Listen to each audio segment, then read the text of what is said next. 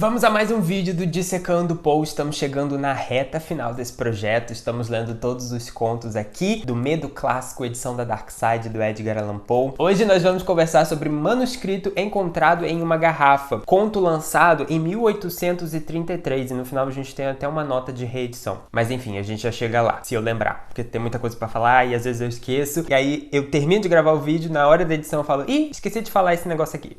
Acontece isso. O Manuscrito Encontrado em uma Garrafa, talvez hoje, seja um conto mais basicão. A maioria desses contos que a gente leu anteriormente do Edgar Allan Poe envelheceram muito bem no quesito medo. São contos que conversam, independente da idade, independente de quando a pessoa estiver lendo. Porque fala sobre algo muito íntimo do ser humano. O Manuscrito Encontrado em uma Garrafa é algo mais localizado no tempo. É um medo que pra gente hoje já é mais histórico do que atual. Por quê? O Manuscrito Encontrado em uma Garrafa é um conto que vai tratar sobre o perigo do mar, aquele medo que as pessoas tinham do desconhecido que o oceano proporcionava a elas. Estamos falando aqui de uma história escrita em 1800 e que se passa também nos anos de 1800, e apesar da gente já ter passado a era das grandes navegações e o ser humano, já ter desbravado o oceano, esse medo não se perdeu. Viagens marítimas ainda eram periculosas. Ainda era aquela situação de, se a pessoa vai para uma viagem no mar, a gente não sabe se ela volta,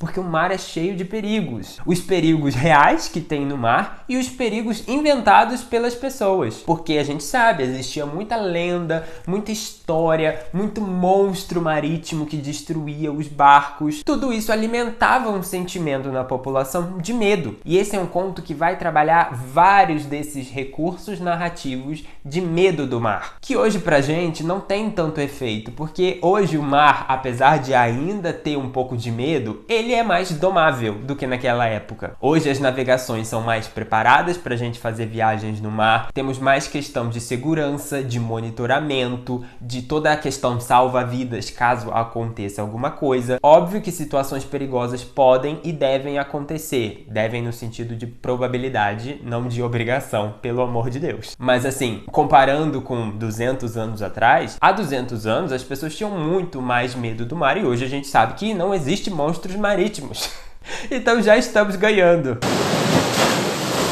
Mas de qualquer forma, esse é um conto muito interessante para analisar com essa perspectiva do imaginário da população daquela época e como eles enxergavam o mar. Assim como nos outros contos, o protagonista está contando a própria história, com uma diferença, que agora essa história é um manuscrito encontrado em uma garrafa, que é um recurso narrativo muito utilizado em histórias de pirataria, histórias de náufrago, histórias de grandes navegações, e que acontece alguma coisa com essa navegação, a pessoa fica desolada no oceano e conta a própria história, coloca dentro de uma garrafa de vidro, entrega para o oceano, entrega para Iemanjá e ela vai entregar essa mensagem em algum lugar. Mas isso só é um recurso narrativo de história, de navegação, porque provavelmente na época isso acontecia mesmo. Pessoas, quando naufragavam, deixavam mensagens dentro de garrafas e colocavam no oceano, e isso ficou no imaginário popular. Então já começa por aí. Nosso personagem principal deixou essa história dentro de uma garrafa. Isso já é um prenúncio pra gente de que não vai acabar bem. Não é pra gente ter esperança nesse protagonista. A gente já sabe qual vai ser o fim dele pelo título do conto. Então é uma história de contentamento com o destino e não de temor pelo que pode acontecer. E a gente tem falado bastante nesses vídeos como Edgar Allan Poe explora bastante o desespero, aquela angústia do que pode vir, do que vai acontecer. Nesse conto isso não existe, é uma história de contentamento. E eu gostei desse contraste com as outras histórias do autor, considerando que esse conto é bem antigo, 1833, se eu não me engano é o conto mais antigo que a gente já leu nessa coletânea aqui. Enfim, nosso protagonista, ele é aventureiro. Existe um sentimento nele que ele não sabe explicar de onde vem, que ele quer aventura. Ele abandona a vida dele, deixa tudo pra trás e vai ser marinheiro, vai seguir as aventuras marítimas dele e etc. Nessa aventura que ele tá contando pra gente, ele embarcou numa tripulação, ele ia... Não sei mais pra onde ele tava indo, gente, mas ele tava indo. Faz 2 semanas que eu li desse conto, tô meio atrasado na gravação desse vídeo, mas ele tava indo. É um lugar longínquo, é perigoso, temos toda aquela atmosfera de estou enfrentando o desconhecido porque sou aventureiro e vida que segue. Num dia de grande tempestade no oceano, o barco dele vai enfrentar uma onda gigante. Sabe aquela onda que passa e leva tudo? Pois é, a onda vai entrar no barco e vai levar toda a tripulação. Só vai sobrar ele e um homem que ele vai se referir a sueco, porque ele acha que o homem fala sueco. Eu tô pulando aqui parte da história que a gente precisa ser rápido nesse vídeo, hein? Mas quando você for ler o conto, você vai ver todos os detalhes, todas as descrições. É um conto que vai descrever bastante um pouco do dia a dia no mar. Então você tem que estar com paciência para isso. Talvez eu não tenha tanta paciência, mas enfim. Se você já leu o conto, deixa aí nos comentários o que você achou. Então essa onda vai levar a tripulação toda, vai morrer todo mundo. Só vai sobrar ele e o sueco. E ele já vai revelar nesse momento que o sueco não vai durar muito. Ele vai partir dessa para melhor. E ele vai ficar sozinho naquele barco. O barco, obviamente, ele precisa de uma tripulação inteira para navegar direito.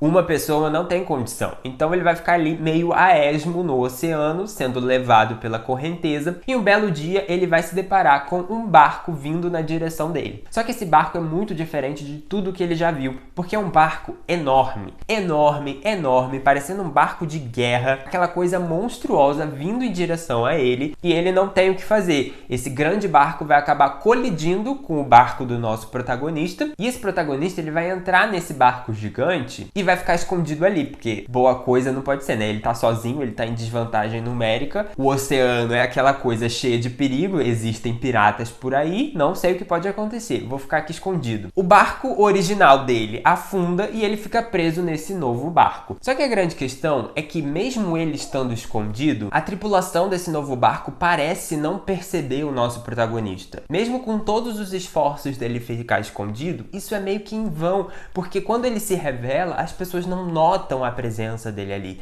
Nem o capitão. Ele vai várias vezes na sala do capitão para roubar papel e começar a escrever essa história, e aí é que ele revela pra gente que tá escrevendo esse manuscrito para deixar numa garrafa quando ele sentir que vai morrer mesmo, que é o fim dele, e ninguém percebe a presença do nosso protagonista. Isso fica na cabeça do leitor. Ele morreu? Ele já estava morto e aquilo era só um espírito?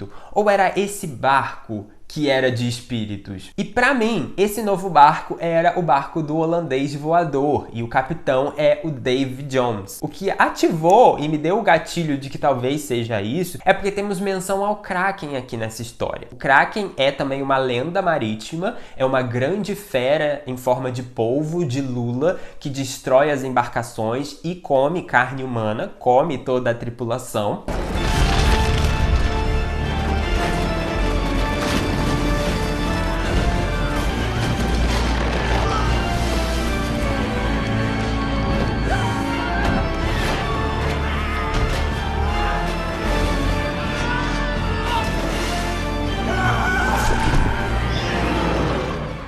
E aqui o personagem cita isso em algum momento, e essa lenda não tem nada a ver com a lenda do Davy Jones, são coisas separadas, mas em Piratas do Caribe, o Davy Jones controla o Kraken. E aí eu fiquei, gente, será que é o Davy Jones? Porque o Davy Jones é uma lenda marítima que existiu de verdade e conta a história de um capitão de um navio que ele enfrenta os deuses do mar, enfrenta o diabo, enfrenta o demônio, enfrenta várias coisas dependendo da região que conta a história. A gente sabe, né? A lenda vai e vai.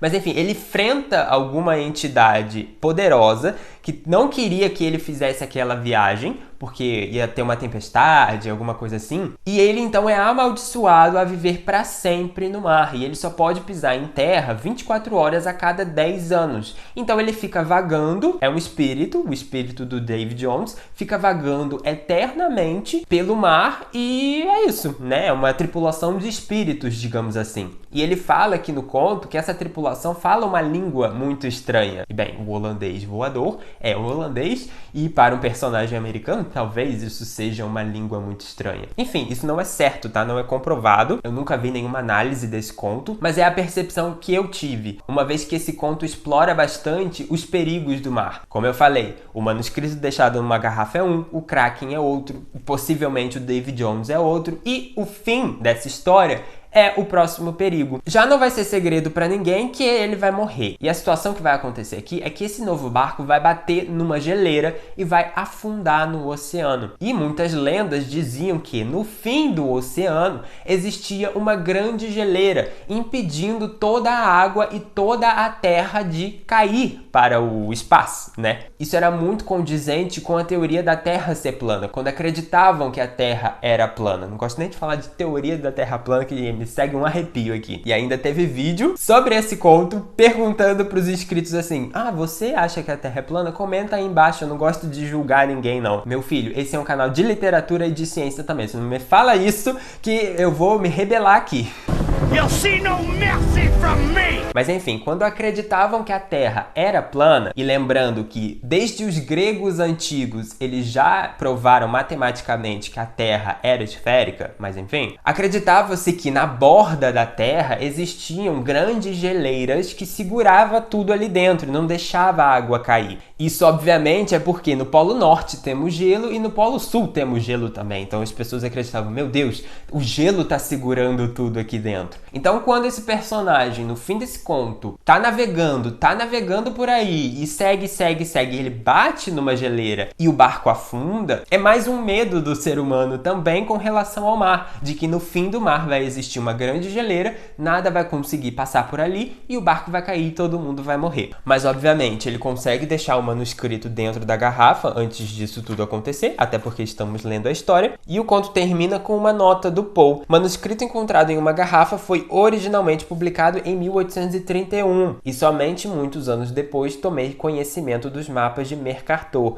nos quais o oceano é representado como se precipitasse por 4 bocas para o Golfo Polar do Norte, para ser absorvido nas entranhas da Terra. O polo em si é representado por uma rocha negra que se ergue em prodigiosa altura. A nota aparece pela primeira vez na edição de 1850, organizada por Rufus Wilmot Griswold. Griswold, rival declarado de Allan, escreveu a primeira biografia sobre o autor e ficou responsável por sua obra literária após a morte de Poe em 1849. Esse mapa de Mercator, no qual o oceano é representado como se precipitasse por 4 bocas, que é mais ou menos a descrição que acontece aqui. O barco ele bate, é puxado por uma correnteza e ele cai no oceano. O Allan nessa nota está dizendo mais ou menos assim: eu inventei isso para a minha história e posteriormente eu descobri que outras pessoas representavam o fim do mundo dessa forma que eu descrevi aqui no conto. Olha só que interessante. E esse Rufus Wilmot Griswold, que foi responsável pela obra literária do Allan, ele não gostava do Allan, ele era rival, ele se sentia intimidado e ele espalhava fake news do Allan para que as pessoas não lessem as histórias dele, e ele é o responsável por toda essa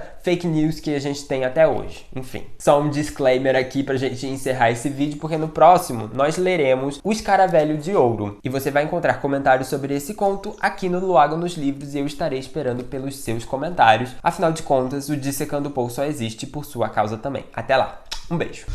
Do you feel dead?